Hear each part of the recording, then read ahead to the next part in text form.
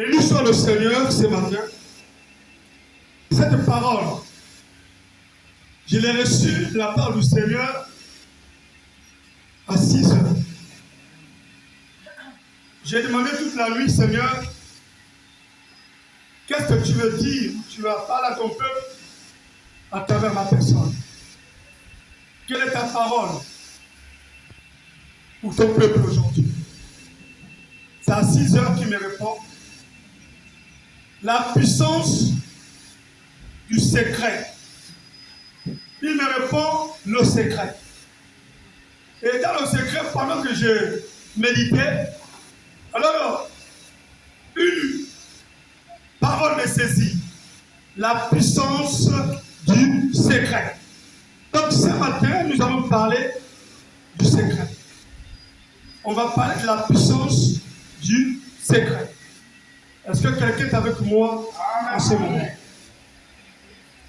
Pourquoi nous emmener ou nous parler sur la puissance du secret?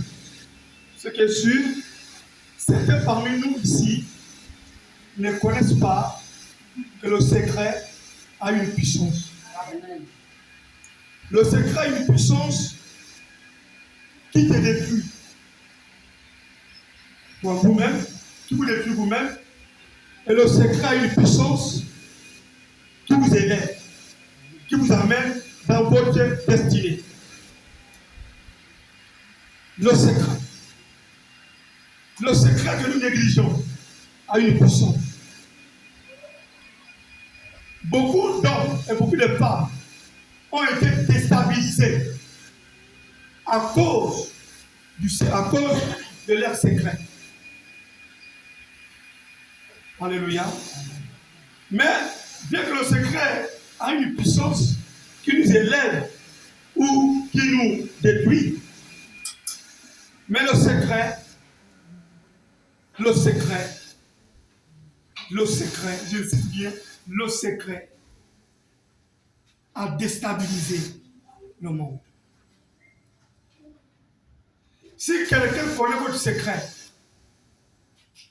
il vous tient dans sa main. Il vous manipule. Il vous déstabilise.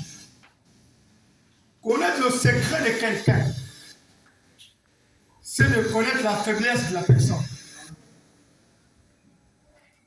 Ne révélez jamais votre secret à quelqu'un. Même à la personne que vous aimez. Il y aura un jour, elle va vous déstabiliser. En allant raconter votre secret à 2 ou 3 personnes. Et cela sera une arme forte, une arme puissante pour vous détruire. Avant de rentrer dans la pensée du Seigneur, je vous amène à lire 2 Rois, chapitre 8, verset 17 au verset 15. Le pasteur nous passe la lecture. 2 Rois, chapitre 8, verset 7 au verset 15. Je vous prie de vous lever. On va honorer la parole. Lisons la parole dans 2 Rois, chapitre 8, à partir du verset 7. La Bible dit: Élisée se rendit à Damas. Ben-Hadad, roi de Syrie, était malade. Et on l'avertit en disant: L'homme de Dieu est arrivé ici. Le roi dit à Hazaël: Prends avec toi un présent et va au-devant de l'homme de Dieu. Consulte par lui l'Éternel en disant: Guérirai-je de cette maladie? Hazaël alla au-devant d'Élisée, prenant avec lui un présent, tout ce qu'il y avait de meilleur à Damas, la charge de 40 chameaux. Lorsqu'il fut arrivé, il se présenta à lui et dit: Ton fils Ben-Hadad, roi de Syrie, m'envoie vers toi pour dire: Guérirai-je de cette maladie? Élisée lui répondit: Va, lui dit, va, dis-lui, tu guériras. Mais l'Éternel m'a révélé qu'il mourra. L'homme de Dieu arrêta son regard sur Hazaël et le fixa longtemps, puis il pleura. Hazaël dit, « Pourquoi mon Seigneur pleure-t-il » Et Élisée répondit, « Parce que je sais le mal que tu feras aux enfants d'Israël. Tu mettras le feu à leur ville forte. Tu tueras avec l'épée leurs jeunes gens. Tu écraseras leurs petits-enfants et tu fendras le ventre de leurs femmes enceintes. » Hazaël dit, « Mais qu'est-ce que ton serviteur, ce chien, pour faire de si grandes choses ?» Et Élisée dit, « L'Éternel m'a révélé que tu seras roi de Syrie. » Hazaël quitta Élisée et revint aux pieds auprès de son maître qui lui dit, « Que t'a dit Élisée ?» Et il répondit, « Il m'a dit, tu guériras. » Au verset 15 enfin, le lendemain, Hazaël prit une couverture qu'il plongea dans l'eau et il l'étendit sur le visage du roi qui mourut et Hazaël régna à sa place. Parole du Seigneur. Veuillez vous asseoir dans la présence du Seigneur. Ici, le prophète Élisée se rend en Syrie. Cette province était dirigée par le roi Ben-Hadad. Mais les choses se sont passées pendant que le roi était malade. Alors on informe au roi que le prophète Élisée est dans la ville et dans ton royaume. Et le roi connaissait Élisée et son Dieu. Naïf qu'il était, il envoie son serviteur Hazaël pour aller consulter Dieu à travers le prophète Élisée à sa place.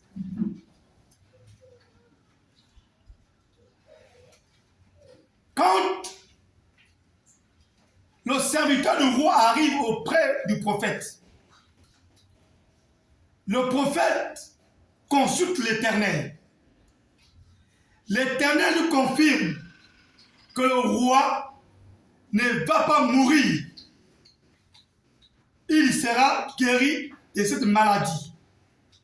Mais il va mourir. Mais il va mourir. Alors, le prophète se met à couler les larmes. Vous savez, lorsqu'un prophète coule ses larmes devant vous, c'est un mauvais signe.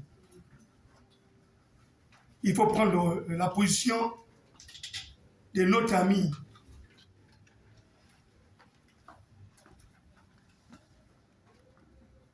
Hazaël, Ézéchias. Il faut prendre la position de notre ami Ézéchias, qui avait déjoué, qui avait amené Dieu à changer sa volonté. Il était question qu'Ézéchias devait mourir. Quand le prophète vient annoncer la mort dans la vie d'Ézéchias au nom de l'Éternel.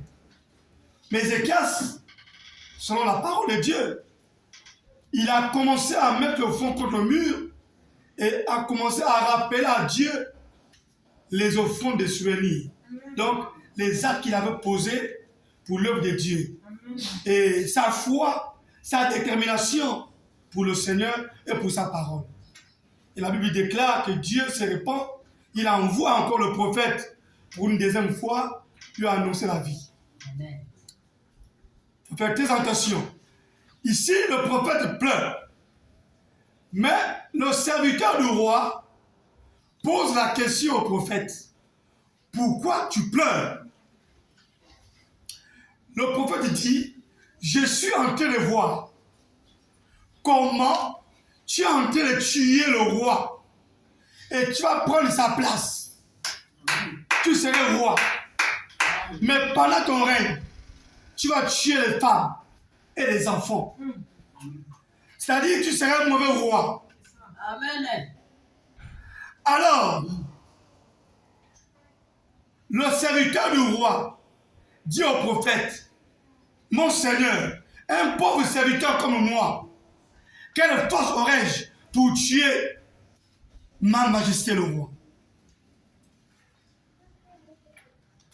Mais les choses sont arrivées ici. La Bible déclare qu'il quitte le prophète. Quand il quitte le prophète, il se dirige vers le palais royal. Il va rendre compte à son maître. Le roi lui pose la question, qu'est-ce que le prophète ou l'homme de Dieu t'a dit? Il dit à l'homme de Dieu, il dit au roi que l'homme de Dieu m'a dit, tu ne vas pas mourir, tu seras guéri. Et il lui pose la question, quoi d'autre? Il dit rien. Alors, le serviteur garde le secret.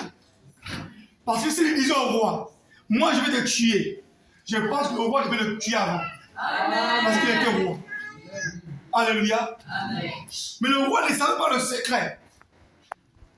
Vous comprenez quelque chose? Amen. Mais la question qu'on se pose, si le roi était parti lui-même, il devait être au courant de ce qui devait se passer et il devrait jouer le complot. Amen. Le roi envoie quelqu'un. N'envoyez jamais quelqu'un consulter Dieu à votre place. Amen. N'envoyez jamais quelqu'un consulter Dieu à travers ses prophètes ou les serviteurs de Dieu à votre place. Amen. Quand ils arrivent, l'homme de Dieu leur révèle le secret. Et quand il révèle le secret, il va utiliser ce secret pour vous tuer, pour prendre votre place. Le serviteur de Dieu révèle le secret, la guérison du roi. Tandis que le serviteur, pour lui, il voulait la mort du roi pour régner. Mais le serviteur de Dieu lui dit, il ne va pas mourir, il sera guéri de cette maladie. Alors lui, pour lui se voir, il voit son complot échouer. Alors il commence à créer un projet afin d'aller tuer le roi et de prendre sa place. Le projet était de tuer le roi. Mais le serviteur de Dieu voit le secret. Quand il voit le secret, le complot qui est organisé dans le cœur du serviteur et ses ambitions, il pleure. Il pleure pour dire, j'ai pitié du roi. Si lui-même il était là, il devrait déjouer le plan. Ma soeur et mon frère, soyez là, en train de déjouer le plan. Vous savez, lorsque vous venez à l'église, votre présence à l'église vous amène aussi à déjouer le plan. Amen. Le plan de Satan dans votre vie. Amen. Le plan de votre ennemi dans votre vie. Amen. Beaucoup pensent que venir à l'église chaque dimanche, chaque jour d'enseignement, c'est une corvée. C'est pas bien du tout. Beaucoup pensent que c'est un fardeau. Non, votre présence à l'église vous amène à déjouer le plan. Amen. Quand vous venez, c'est pas que pendant la prédication ou la parole de Dieu, le serviteur de Dieu sur le contrôle de l'onction va parler de votre vie. Va parler de comment vous allez procéder pour rentrer dans votre gloire. Comment vous allez procéder afin de déjouer le plan de Satan et ses agents dans votre vie. Amen. Il n'y a qu'un chrétien qui ne maîtrise pas ces choses qui manquent l'église le dimanche ou le jour d'enseignement. Je viens fortifier quelqu'un ce matin. Amen. Ceux qui ne sont pas là ne m'ont pas vu. Ils n'ont rien écouté. Mais vous qui êtes là, vous avez écouté quelque chose. Amen. La puissance du secret. Vous avez compris que il n'est pas important d'envoyer quelqu'un consulter un prophète à votre place. Il n'est pas important de confier votre secret à quelqu'un. Si vous constatez que votre épouse n'est pas convertie, ne confiez pas votre secret à votre épouse. je veux créer un scandale dans la vie de mariée. Si votre époux n'est pas converti, ne lui révélez pas votre secret. Quand Samson va révéler son secret à cette femme qu'il avait pris la décision d'épouser, Satan et ses agents sont passés par cette femme en fait de le déstabiliser. La femme n'est pas comme un homme. La femme, elle a un pouvoir, elle a une puissance, elle est merveilleuse, c'est une mère. Mais la femme, elle est sensible. Satan, pour déstabiliser Adam, il est passé par Ève. Satan savait que s'il disait à Adam de manger le fruit de l'arbre de la connaissance du bien et du mal, Adam devrait refuser. Mais il savait que s'il passait par Ève, parce qu'il connaissait la faiblesse de Ève, Ève devrait accepter de manger le fruit. Mais il connaissait la faiblesse de l'homme envers la femme. Il connaissait la faiblesse d'Adam envers Ève. Il passe par Ève pour déstabiliser le roi, pour déstabiliser Ève, déstabiliser Adam. Si votre épouse n'est pas convertie, ne livrez pas votre secret à votre épouse. Si votre époux n'est pas converti, ne lui livrez pas votre secret. Sinon, Satan va le récupérer pour vous déstabiliser. Est-ce qu'on est ensemble? Amen. Je vais fortifier quelqu'un.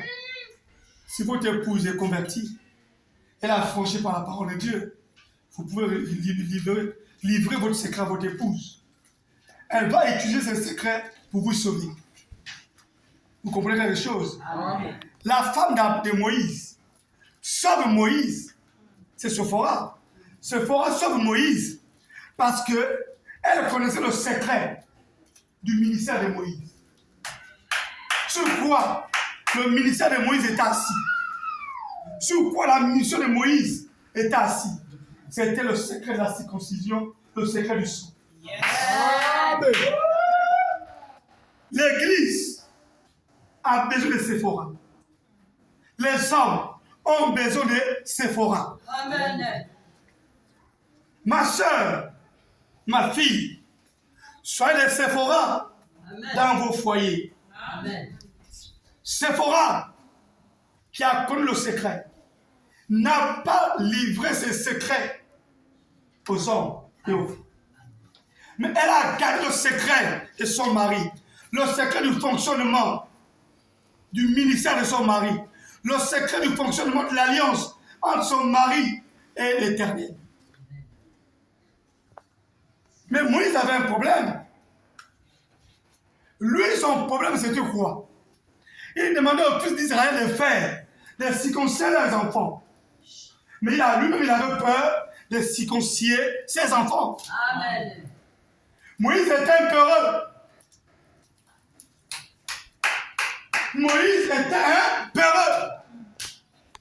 Comme Abraham, qui envoie son épouse dans les mains du roi. Alléluia. Alléluia.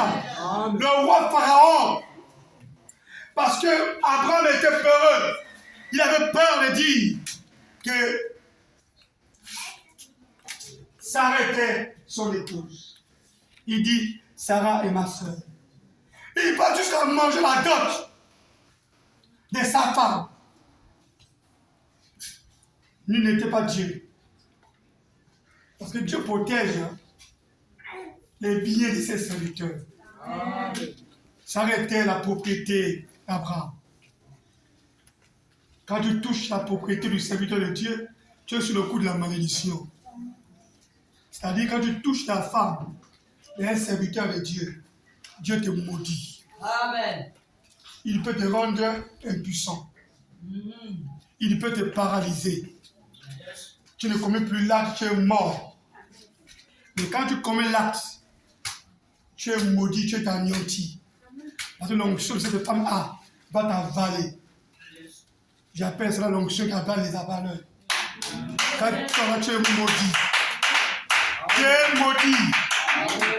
C'est la propriété du serviteur de Dieu.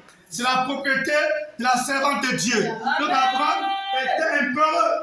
Amen. Comme Moïse. Pourquoi nous parle de ces choses? Dis à ton voisin que moi je suis Séphora pour mon époux. Mais quand Dieu se met en colère, pendant qu'il se dirigeait, Dieu surgit afin de tuer Moïse. Séphora, qui était à côté de Moïse, il voit Dieu venir. Quand tu es une bonne Séphora, tu vois le mystère du ministère de ton mari. Amen. Le Dieu de ton mari devient ton Dieu. Tu sais comment il fonctionne. Tu sais comment il fait ces choses. Quand il arrive, il te parle. Si son serviteur n'est plus à son écoute, il passe par Séphora. Amen. Il permet à Séphora de le voir. Parce qu'il voulait sauver Moïse. Il savait que si Séphora le voit venir, le secret, il devrait l'appliquer. Quand il venait, Séphora voit Dieu venir. Elle prend une pierre. Elle attrape les enfants. Elle tire, elle circoncit. La Bible dit Dieu met le sang. Amen. Il dit merde, j'ai voulu tuer cet homme. Mais grâce à Séphora. Amen. Je veux dire à une femme, à un homme, livrez votre secret aux femmes qui ont le caractère et la mentalité, le courage de Séphora. Amen.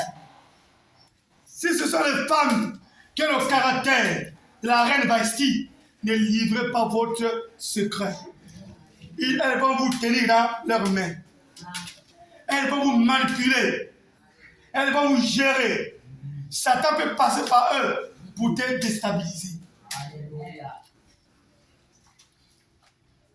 Nous revenons sur le roi de la Syrie. Après que le serviteur ait révélé ces choses, quelques temps après, il va tuer le roi. Le roi meurt parce que le serviteur connaissait son secret. Le secret était quoi? Il devrait vivre et continuer à régner. Et le serviteur avait l'ambition de prendre le trône. Et il tue son roi. Il commence à régner et dans son règne, pendant son règne, il tue les femmes et les enfants. Amen. Comme ce que le serviteur de Dieu avait révélé. Qui a compris quelque chose? Amen. Le secret d'une âme qui vous déstabilise. Si quelqu'un connaît votre secret, il devient votre porteur âme. Si quelqu'un connaît votre secret, il devient votre porteur âme. Voici pourquoi les personnes qui avaient confié leurs secrets à des hommes, à des amis, à des collaborateurs, au plus souvent, quand ces personnes sont élevées en dignité, ils élèvent aussi les personnes qui connaissent leurs secrets. Parce que s'ils n'élèvent pas ces personnes, le secret serait dehors. Et ils seront déstabilisés. Amen. Vous pouvez parler à ces personnes d'abandonner telle ou telle personne. Mais la personne est prisonnière à cause de son secret. Parce que la personne que vous lui demandez d'abandonner ou d'enlever dans les fonctions connaît son secret. Donc, elle devient prisonnière du secret. À cause du secret. Parfois, on dit la personne est envoûtée, elle est maudite. Non, elle n'est pas maudite, elle n'est pas envoûtée. Mais il y a un secret. Vous savez, Une femme qui connaît votre secret, elle peut faire toutes les bêtises. Vous ne pourrez jamais refuser cette femme. Amen. Parce que si vous refusez, le secret serait dehors et vous serez déstabilisé. Alléluia. Est-ce qu'on est ensemble? Amen. Le secret vous déstabilise. Le secret vous déstabilise. À cause du secret d'Isaac et Esaü. C'est bon? Le secret d'Isaac et Esaü. Esaü est le frère de Jacob. Le secret d'Isaac avec Dieu n'était pas partagé à Jacob. Le secret entre Dieu et Isaac, entre Dieu et Isaac, Isaac l'avait partagé à Esaü. La Bible montre que Isaac était vieux. Bientôt il va mourir. Et la loi voulait que le fils aîné garde la famille, soit l'héritier. Mais à cette époque, un père ne peut pas bénir un fils s'il n'y a pas de présent. Même à notre époque, si vous voulez que votre père vous bénisse, apportez-lui un main. Amen. Un père dans le ministère. Là, je parle aux enfants dans le ministère. Si vous voulez que votre père dans le ministère vous bénisse, apportez-lui un main. Il va manger. Il va manger et il va te bénir. Si vous voulez que votre père biologique vous bénisse, apportez-lui un main. À l'époque, les fils apportaient à leur père les fusils quand ils venaient en vie. Parfois, c'est le costume. Et le père les bénissait. Ces principes, on ne peut pas l'abandonner. Il n'y a qu'un insensé qui peut abandonner ces principes. Un enfant qui va dire à sa mère, à son père biologique, de le bénir. Papa, bénis-moi. Sans avoir un main à la main, c'est un enfant qui n'a jamais compris quelque chose. Amen. Cet enfant-là, il ne reçoit pas la bénédiction, mais il reçoit la malédiction. Amen. Le Père peut te bénir par amour, mais la bénédiction ne va jamais se matérialiser. La mère peut te bénir par amour, mais la bénédiction ne va jamais se matérialiser. Il faut un mais, un présent. Alors Isaac appelle Esaü. Dites Amen. Amen. Dites que les choses sont en train de changer les épaules. Vous allez comprendre que les gens ont parlé de l'entrée à la gloire de Jacob sur le plan de Dieu. Hein? C'était le plan de Dieu parce que son odeur était comme l'odeur d'un chien, un champ que Dieu avait béni. Mais aujourd'hui, je vous change les choses. C'était le vol. C'était le vol. Jacob était voleur. Il a volé ce qui ne l'appartenait pas. Alors là, je pense que certains sont en train de me maudire. Pourquoi vol? Premièrement, par la ruse. Il dit à son grand frère, si tu veux que je te donne ma nourriture, alors donne-moi ton droit d'aînesse. Oh, quelle malédiction. Esaü a échoué. Amen. Nous avons dans nos familles des aînés comme des Esaü qui confient leurs secrets à leur petit frère. Quand le petit frère connaît ton secret, tu t'attends à quoi? Il va te déstabiliser. Amen. Il va prendre ta place.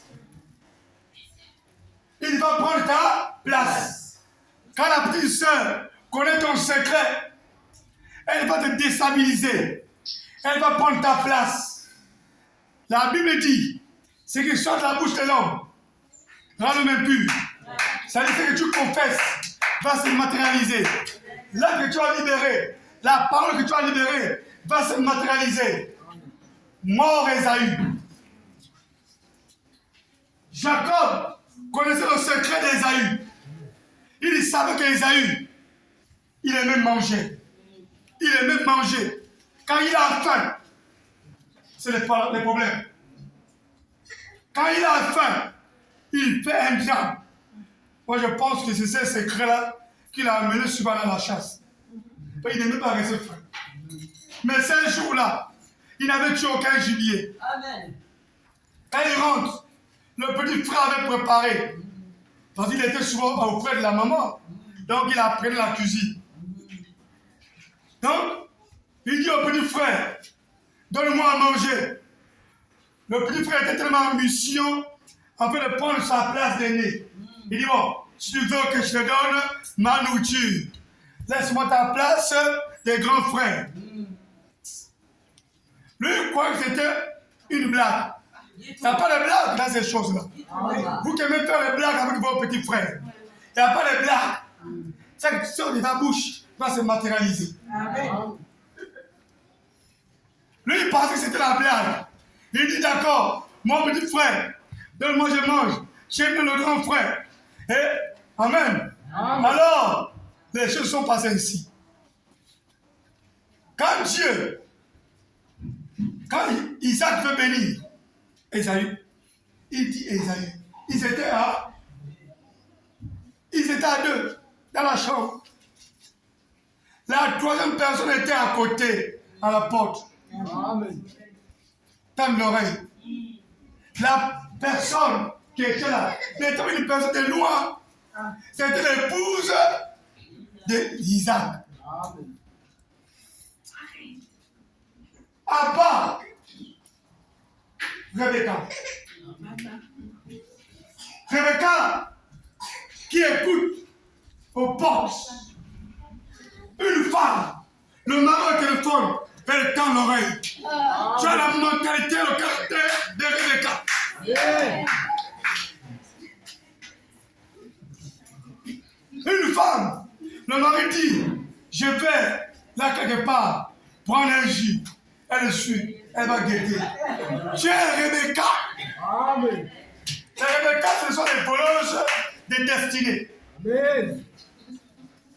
Allez, choque quelqu'un. Amen. Là, on parle de la chose d'une manière contradictoire. Parce que le thème d'aujourd'hui, c'est la puissance du secret. Amen. Rebecca écoute le secret entre Isaac, Ésaü et Dieu. Le père dit à l'enfant, avant que je ne meure, apporte-moi une main, tu prépares. Je vais te bénir sur le soleil. C'est pas ça. Elle écoute. Alors elle va dire à Jacob. Parce qu'elle aimait Jacob. C'est dangereux. Quand une femme, votre femme aime un seul enfant, elle est capable de tout faire pour que la femme prenne le trône. Amen. Si votre mère ne vous aime pas, elle aime votre frère ou votre soeur, votre vie est de mon côté. Amen. Elle est capable de prendre ta bénédiction dans l'enfant qu'elle aime. Après avoir écouté, elle va dire à Jacob, j'ai écouté, ton père dit à ton grand frère d'aller lui chercher un mec pour qu'il va le bénir sur le soleil. Mais je veux que tu sois là, que tu vas arracher. C'est pas lui. Je veux que c'est toi qui prennes la bénédiction. Amen. Amen. Au lieu de chercher un gibier de la forêt, elle va rapidement derrière la maison dans le troupeau. Jacob tue un agneau. Peu importe. Mais qui prépare? C'est Rebecca. Rebecca met à Jacob la peau. Parce que Ésaü était venu. savait que son époux était aveugle et ne voyait pas. Vous comprenez quelque chose? Mauvaise Rebecca, qui a suscité la haine, la colère de son fils aîné. Alors, les choses sont passées rapidement. Au point où même Isaac se pose la question. Oh, tu es déjà arrivé, mais ça a été rapide. Oh, s'il faut savoir que Jacob est en train de voler la bénédiction de son aîné. Quand il touche, il sent le poil. Il dit, l'odeur de mon fils est comme un champ que Dieu avait béni. Oui, c'est une vérité. Là, c'était dans le plan de Dieu. Mais par rapport au secret, Jacob était voleur. Il veut dire à son père, papa c'est moi, Jacob, bénis-moi. Le père ne devait pas refuser de le bénir. Parce qu'il voulait montrer quelque chose avant de bénir son fils. Mais Jacob, quand la mère l'a dit, il peut dire à maman, maman, oui, c'est mon aîné. Mais quand je serai devant le père, je veux dire que c'est moi, Jacob. Amen. Amen. Il a gardé le secret. Il a gardé le secret à son père. S'il disait le secret, le père ne devait pas le bénir avant Ésaü. Il devait attendre qu'Ésaü arrive, bénir l'aîné, après bénir le petit frère. Selon la loi et le principe. Vous comprenez quelque chose? Amen. Le secret, il garde le secret pour lui. Lui et Rebecca gardent le secret. Isaac est trompé. Voici comment le secret nous amène dans une destinée. Le secret de Rebecca et Jacob amène Jacob dans sa destinée. Vous comprenez quelque chose? Mais quand Ésaü arrive, il se présente. Le père dit, mais je viens à peine de te bénir. L'enfant dit, c'est pas moi. Il dit, qui j'ai béni?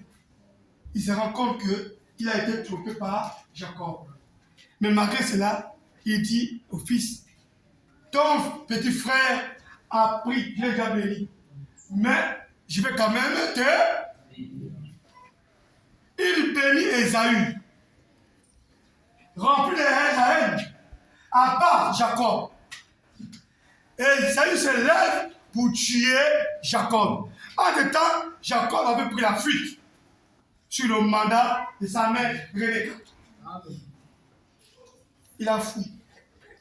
Mais Ésaü est resté fort, puissant, mais avec la rage. Je veux dire à quelqu'un, ne soyez pas amis des personnes qui vous écoutent à la porte. Ne soyez pas amis des personnes qui cherchent à connaître votre secret. Si quelqu'un commence à vous poser des questions sur votre secret, rompez l'amitié. C'est vous lui votre tueur. Amen. Il veut votre place. Qui a compris quelque chose. Amen. Le secret ici amène Jacob dans sa destinée, mais déstabilise Ésaü. Amen. Amène le regret dans le cœur d'Isaac, le père. Amène la joie dans le cœur de Rebecca, parce que Rebecca aimait Jacob. Voici ce que le secret est capable de nous amener. Élisée connaissait le secret d'Élie. Le prophète Élie avait un secret avec l'Éternel. Quel secret? Dieu dit à Élie, aujourd'hui, tu vas monter vers le ciel. Tu viendras vers moi. Amen. Mais Élisée écoute le secret. Il écoute comment Dieu parle à Élie, son maître. À cause de ces secrets, Élisée devient collant. Alléluia. Vous savez comment on appelle souvent vous savez comment avant on appelait les femmes jalouses qui suivaient leur mari? L'ange Gabriel. Une femme qui se sont mariées, qui est jalouse là, nous on appelait l'ange Gabriel. La colle forte. Mais Élisée devient une colle forte. Au point où Élie le chassait, mais il ne voulait pas partir. Amen. Il dit à Élie, oh moi je ne te laisse pas. Mais il était incapable de dire à son maître, je sais qu'aujourd'hui tu vas monter. Parce que c'était un secret aussi pour lui. S'il disait à son maître, alors le maître devait peut-être prendre notre tournure. Mais il garde ça comme un secret. Il dit, moi je vais te suivre jusqu'à la fin. Parce que je connais ton secret. Ton secret là, je vais voir comment tu vas monter. Et je vais prendre ton onction. Je vais prendre ton ministère. Amen. Je vais prendre la double onction. Oh, un fils biologique qui connaît le secret de son père n'abandonne jamais son père dans des situations difficiles. Il n'est pas orgueilleux. Il se soumet à son père. Parce qu'il sait que dans sa soumission, le père va l'aider. Au plus souvent, ceux qui deviennent les héritiers, c'est les fils. Mais un fils, c'est celui qui connaît le secret, à peu près le secret du père. Vous comprenez quelque chose? Mais dans le ministère, un fils dans le ministère, lui qui connaît le secret du ministère de son père, ou les principes du ministère de son père, il ne peut pas être loin de son père, il ne peut pas être orgueilleux ou houleur autant pour moi, ni rebelle. Parce qu'il sait que le ministère de son père a pour base l'humiliation, l'humilité, a pour base l'obéissance. Il sait comment son père rend ministère. Donc, il est à côté du père. Il colle le père. Afin d'être l'héritier ou de recevoir la double onction. Un enfant qui ne connaît pas le secret du ministère de son père ou comment son ministère fonctionne, il est éloigné. Le jeune Samuel connaissait le secret du ministère du sacrificateur Élie. Et il passait tout son temps dans le temple. Il dormait dans le temple à côté de l'arche de l'Alliance. Il savait que c'était le secret. Parce que l'arche de l'Alliance était à côté de la chambre du sacrificateur. Donc, dormir là, c'est d'écouter comment cet homme murmura avec son Dieu. Élisée comme Élie, à cause du secret. Quand les filles du prophète disent à Élisée, aujourd'hui, Dieu va enlever ton père. Il dit, je suis au courant, c'est un secret. Moi, je le suis jusqu'à la fin. Et quand il arrive, le père lui dit, bon, dis-moi, qu'est-ce que tu veux? Il dit, papa, moi je veux la double portion de ton onction. Élie savait qu'il pouvait donner, mais il dit au fils, c'est fort ce que tu me demandes. Bon, si tu veux monter, tu vas recevoir. Il ne lui dit pas que si tu vas mon manteau tomber, tu prends. Il dit, si tu vas monter, tu as déjà reçu. Mais quand il monte, bizarrement, le manteau tombe. Lui, il connaissait le secret. Parce qu'il suivait tous les mouvements. Il savait que quand ils arrivent au Jourdain, Élie enlève le manteau, frappe sur les eaux, les eaux du Jourdain se divisent. Alors qu'est-ce qu'il fait? Il prend et il a su que le ministère de son père était dans son manteau. Et le secret élève Élisée dans sa destinée. Votre secret vous élève. Le secret peut vous élever dans votre destinée. Voici pourquoi il est important de ne pas partager le secret avec les gens. Mon secret. Comme je suis marié, je vais le partager avec Sephora. Amen. Mais si j'avais une Vasti, il n'y a pas de secret. Parce que Vasti est manipulée. Est-ce qu'on en sort? Amen. La puissance du secret. Chaque homme a un secret. Chaque femme a un secret. Votre secret est une arme qui vous détruit et qui vous élève. On ne joue pas avec cette arme. Ne partagez jamais votre secret à vos amis. Même aux personnes que vous avez confiance. Ces personnes finiront toujours par vous trahir. Et révéler votre secret aux gens. Le secret d'un homme, c'est sa force. C'est sa vie. C'est son équilibre. Mais révélez votre secret à Sephora. Sephora ne peut pas vous trahir. Quel que soit le vent ou la tempête. Mais Vasti va vous trahir. Amen. Le secret d'Esther avec Mardoché et l'Éternel déstabilise Haman. Amen. Quel était le secret qu'Esther avait avec son oncle? C'était le repas. Inviter le roi à un repas. Et pendant ce repas, Haman devrait être là. Amen. Et pendant que le roi apprécie, pendant qu'il apprécie le repas de la reine Esther, son épouse, alors la reine pouvait maintenant révéler le secret. Et là, Haman devrait être déstabilisé. La Bible montre que ce jour-là, Haman était assis. Le roi était assis. Le roi ne connaissait pas le secret. Hein? Il ne connaissait pas ce qui devrait se passer. Haman ne savait pas ce qui devrait se passer. Mais au contraire, Haman avait mis ses plus beaux habits. Amen. Parce que manger sur la table du roi avec la reine était un honneur. Était un honneur.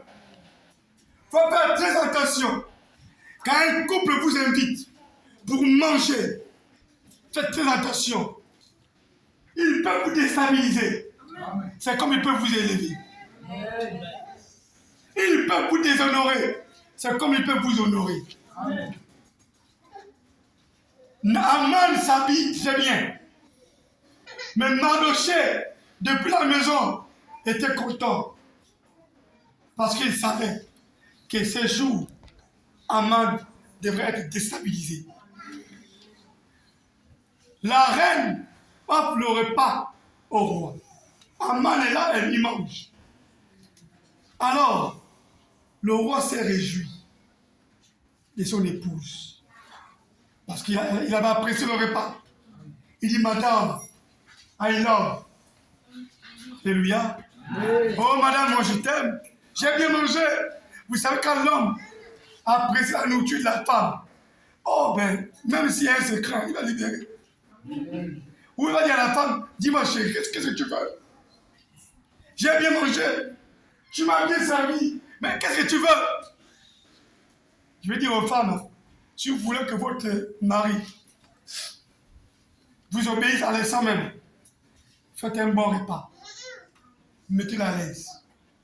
Tu vas comprendre que vers les 5 heures, il te dira, chérie, qu'est-ce que tu veux? Dis-moi là, qu'est-ce que tu veux? Et là, si tu as un secret, tu dis, bon, il faut chasser ton frère là. Ton frère là m'embête. Hein? Ta soeur là, elle m'embête. Il ne faut plus qu'elle vienne à la maison là, parce qu'elle m'embête. Là, il va accepter. C'est pas ça mon frère. Là, je vous assure, il va accepter. Il va accepter. Mais si votre frère vous a invité, demain à midi, mais à 5 heures, il change la chose.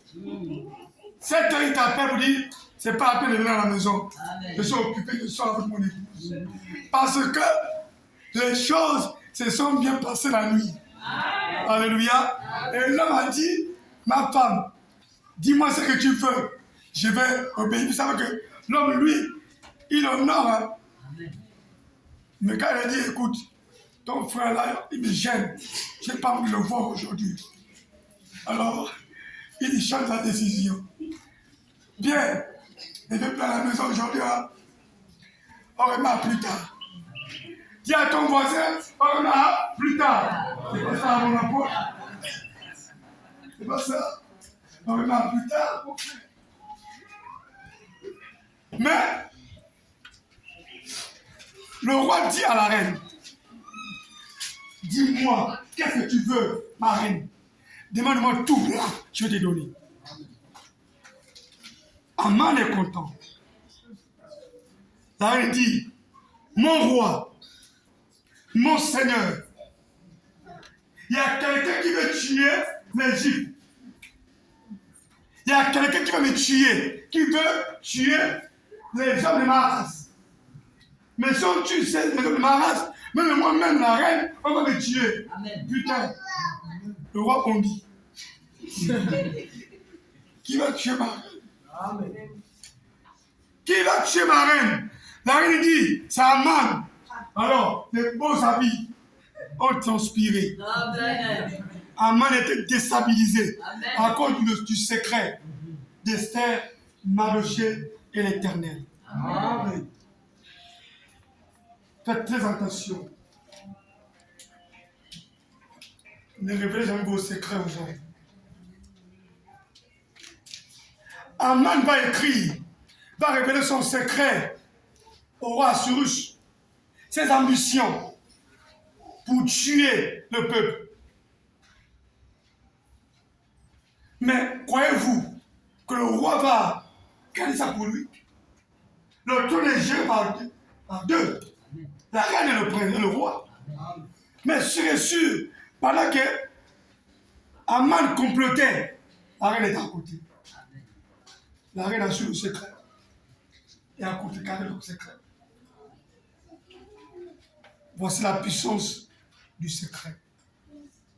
Le secret est une puissance qui vous déstabilise, qui vous honore, qui vous élève, qui vous détruit.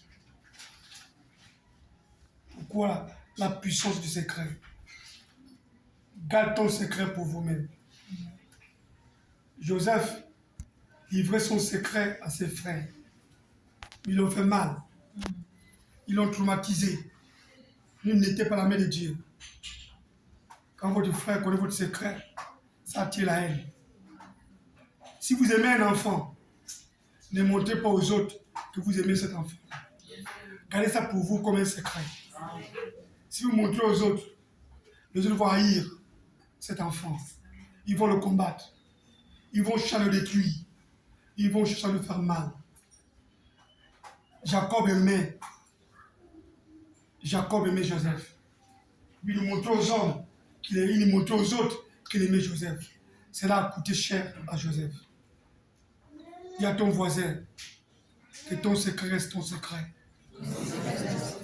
Tu ne peux que le partager avec Séphora. Que mon Dieu par Jésus vous bénisse. C'est la parole de ce dimanche.